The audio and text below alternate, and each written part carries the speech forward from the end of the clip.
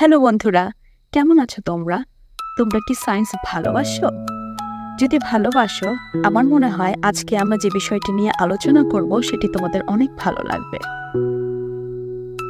আজকে আমরা অধ্যায় 1-এর 3 নম্বর পৃষ্ঠায় চলে যাব। এখানে একটি কার্যপ্রণালী বর্ণনা করা আছে।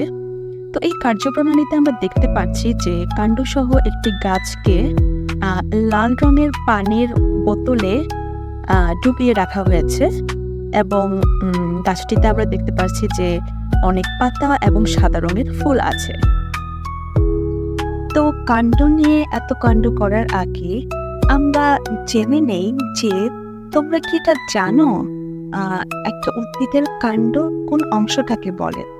এখানে এই ছবির মাধ্যমে একটা উদ্ভিদের বিভিন্ন অংশকে দেখানো হয়েছে, যেটাকে ক, খ, গ এবং ঘ দিয়ে চিহ্নিত করা হয়েছে। আচ্ছা বলো তো কোন অংশটি এখানে কাণ্ড? আমরা একটু চিন্তা করি, 5 সেকেন্ড সময় নেই। হ্যাঁ, তোমরা ঠিক ধরেছ, এখানে গ হলো এই গাছটির কাণ্ড।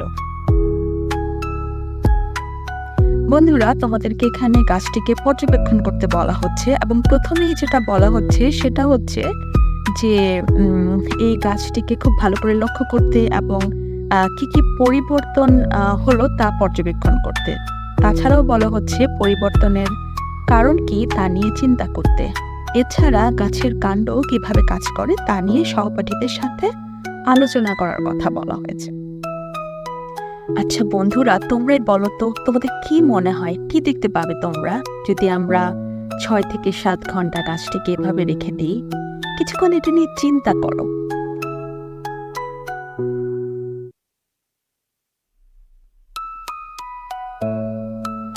আচ্ছা, আমরা যদি একটা এক্সপেরিমেন্ট করি নিজেরাই, তাহলে কেমন হয়? এক্সপেরিমেন্ট করে দেখি যে আসলেই কি গাছের ফুলের রং পরিবর্তন হবে, পাতার রং পরিবর্তন হবে। এজন্য প্রথমে আমরা একটা কাচের গ্লাস নেব, যেটাতে কিছুটা পানি নিয়ে নেব। পানির ভেতরে 2-3 ফোঁটা লাল রঙকে গলিয়ে দেব, যেন পুরো পানিটা লাল রঙের হয়ে যায়। এবার আমরা যেটা করব সেটা হলো লাল রঙের পানির যে গ্লাসটি আছে তাতে সাদা রঙের একটা ফুল পাতা সহ এখানে সেট করব। এমনভাবে সেট করব যেন কাণ্ডটি পানিতে ডুবে থাকে কিন্তু পাতা এবং ফুল উপরে ভেসে থাকে। এবার আমাদের কাজ হলো গাছটিতে পরিবর্তন কি কি হচ্ছে সেটা পর্যবেক্ষণ করা। আমরা একটা ঘড়ি নিয়ে নিব এবং সেই ঘড়িতে আমরা 6 থেকে 7 ঘন্টা পরে একটা অ্যালার্ম দিয়ে দিব। তারপর 6 থেকে 7 ঘন্টা পর আমরা এসে গাছটিকে ভালোভাবে বা ফুল সহ পাতা যে অংশটি সেটাকে ভালোভাবে পর্যবেক্ষণ করব। দেখবো এতে কি কি পরিবর্তন হয়েছে। আমরা কিন্তু দেখতে পাচ্ছি যে সাদা রঙের ফুলটা কেমন যেন লালচে মতো হয়ে গিয়েছে। পাতাগুলো সবুজ ছিল, সেখানে লাল রং এসেছে কিনা এটা ভিডিওতে ভালো করে দেখা যাবে না। যাই হোক, এখন আমরা আমাদের পাঠ্যপুস্তকের যে প্রথম অধ্যায় আছে সেখানে আবার চলে যাচ্ছি। এখানে এই অনুশীলনে বলা হয়েছে যে নিচে দেওয়া গাছের ছবিটি ভালোভাবে লক্ষ্য করতে এবং কি পরিবর্তন হয় তা পর্যবেক্ষণ করতে। তো আমার যেটা মনে হয় সেটা হলো 6 থেকে 7 ঘন্টা পরে আমরা যেটা দেখতে পাবো তা হলো গাছটিকে অনেক বেশি সতেজ লাগবে, কারণ কাণ্ডের মাধ্যমে ফুল এবং পাতা কিন্তু পানি পাচ্ছে, কাজেই এটা সতেজ লাগাটাই স্বাভাবিক। দ্বিতীয় পরিবর্তন হিসাবে আমার যেটা মনে হয় সেটা হচ্ছে যে আমরা রঙের কথা বলতে পারি। যেমন আমরা কিন্তু এই ছবিতে দেখতে পাচ্ছি ফুল এবং পাতার রং পরিবর্তন হয়েছে এবং আমরা এটাও বলতে পারি যে ফুলের রং বেশি পরিবর্তন হয়েছে এবং পাতার রঙও কিছুটা পরিবর্তন হবে। এখানে আরেকটা মজার অবজারভেশন করার কথা, আমি জানি না যে তোমাদের পাঠ্যপুস্তকে বা তোমাদের শ্রেণী শিক্ষিকা বা শিক্ষক বৃন্দ এটা নিয়ে আলোচনা করবেন কিনা। সেটা হচ্ছে যেহেতু কাণ্ডের মাধ্যমে ফুল এবং পাতা ক্রমাগত পানি পেয়ে যাচ্ছে এবং তারা পানিটা ব্যবহার করছে, 6 থেকে 7 ঘন্টা পরে কিন্তু আগে যেখানে পানির স্তর ছিল বোতলে বা গ্লাসে, সেটা আস্তে আস্তে নিচের দিকে নেমে যাবে, কারণ ওই পানিটাকে ব্যবহার করা হয়েছে। এবং 3 নম্বর যে আলোচনাটা আছে, এখানে বলা হচ্ছে যে গাছের কাণ্ড কিভাবে কাজ করে তা নিয়ে সহপাঠীদের সাথে আলোচনা করতে। আচ্ছা, এখন আমাদের এই টেক্সট বুকে যেটা বলা হচ্ছে সেটা হচ্ছে যে কাণ্ড হচ্ছে গাছের মূলের সাথে উপরের অংশের সংযোগ ঘটায়।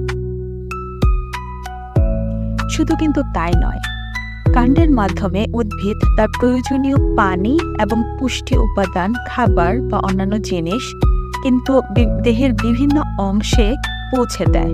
তার মানে কাণ্ডেরই কাজ খাবার এবং পানিকে বিভিন্ন অংশে পৌঁছে দেয়া। তো বন্ধুরা, তোমরা যদি আজকের এই গাছ পড়ার অভিজ্ঞতা বুঝতে পারো, তাহলে আমাকে একটা প্রশ্ন মনে করো এরকম একটা গাছ যদি তাহলে কেমন সেটাকে কিছু আমরা মাঝখান থেকে কেটে দেবে, ছবিতে যেমন লাল হাত করে গাছকে কেটে ফেলা হয়, তাহলে কি পরিবর্তন হতে পারে? গাছের উপরের অংশের কি হবে, এলিমেন্টের মাধ্যমে গাছের নিচের অংশটি বা কি হবে? আসলে আমরা বিষয় নিয়ে পরিবর্তন চিন্তা সম্পর্কে আমরা আরো বেশি জানলাম। গাছের কাণ্ডের অ্যাকচুয়ালি কাজ কি, কার্যপ্রণালী সম্পর্কেও আমরা জেনে নিলাম। তো বন্ধুরা, তোমরা যদি আজকের এই পড়ার অংশটা বুঝতে পারো, তাহলে আমাকে একটা প্রশ্নের উত্তর দাও তো। মনে করো এরকম একটা গাছ যদি থাকে এবং সেটাকে যদি আমরা মাঝখান থেকে কেটে ফেলি, ছবিতে যেমন দুভাগ করে গাছটিকে কেটে ফেলা হয়েছে, তাহলে গাছের কি হবে? গাছের উপরের অংশের কি হবে? গাছের নিচের অংশেরই বা কি হবে? আসো আমরা বিষয়টি নিয়ে একটু চিন্তা করি। তোমাদের যদি এই উত্তর জানা থাকে, অবশ্যই কমেন্ট বক্সে আমার সাথে শেয়ার করবে। ধন্যবাদ সবাইকে।